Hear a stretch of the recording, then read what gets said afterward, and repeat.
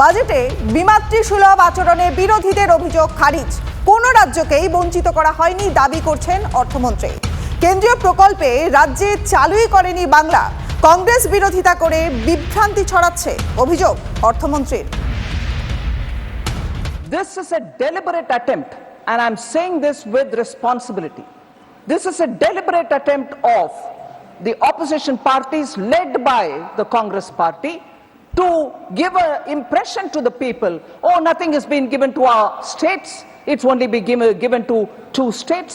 I would challenge the Congress party for all the budget speeches that they've delivered, that in each of the budget speeches, have they named every state of this country?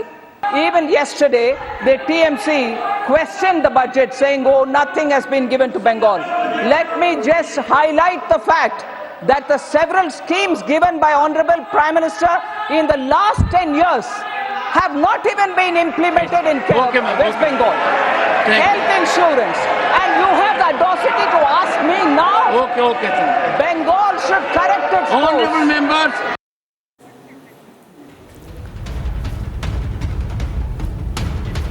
কথা বলবো তৃণমূল নেতা শান্তনু সেনের সঙ্গে। শান্তনুবাবু, আপনাকে টিভি9 বাংলায় স্বাগত।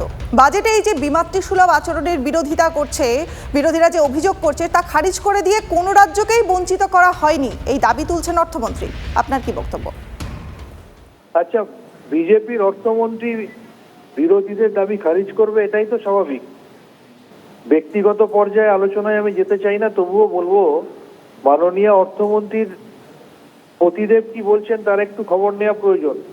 যিনি বলেছিলেন যে এই শতাব্দীর সব থেকে বড় আর্থিক স্ক্যাম হচ্ছে ইলেকটোরাল বন্ড স্ক্যাম, বা যখন নরেন্দ্র মোদী আপকি বার 400 পর বলছিল, তখন নির্মলা দেবীর স্বামী নিজেই বলেছিলেন আগে 200 পেরিয়ে দেখাক।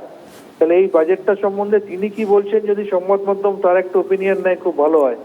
নির্মলা দেবীকে অস্বীকার করতে পারবেন যে বিগত কয়েক বছরে 4,60,000 কোটি টাকা কর বাবদ নিয়ে গেছে বাংলা থেকে, জিএসটির টাকা নিয়ে গেছে, আর বাংলার পাওনা এখনো প্রায় 1,75,000 কোটি টাকা, যেটা তারা দেয়নি। তিনি কি অস্বীকার করতে পারবেন যে দার্জিলিং এ এত বড় বন্যা হওয়ার পরেও দার্জিলিং এর জন্য কোনো বরাদ্দ কেন্দ্রের নেই, অথচ পার্শ্ববর্তী রাজ্য যেহেতু সেখানে বিজেপির শাসন রয়েছে সেখানে সহযোগিতার হাত বাড়িয়ে দিচ্ছেন। অন্য রাজ্য পাক, আমাদের আপত্তি নেই, কিন্তু নরবরে সরকারটা টিকিয়ে রাখার জন্য অন্ধ্রপ্রদেশ এবং বিহারকে যে ঢেলে আর্থিক অনুদান দিয়েছে, আর বাংলাকে কোনোদিন রাজনৈতিকভাবে জয় করা যায় না বলে বাংলার প্রতি যে বারবার বঞ্চনা উনি করেন বা ওনাদের সরকার করেন, এটাকে আয়নার সামনে দাঁড়িয়ে অস্বীকার করার ক্ষমতা হবে নির্মলা দেবী? বেশ, অনেক ধন্যবাদ আপনাকে। কথা বললাম তৃণমূল নেতা শান্তনু সেনের সঙ্গে।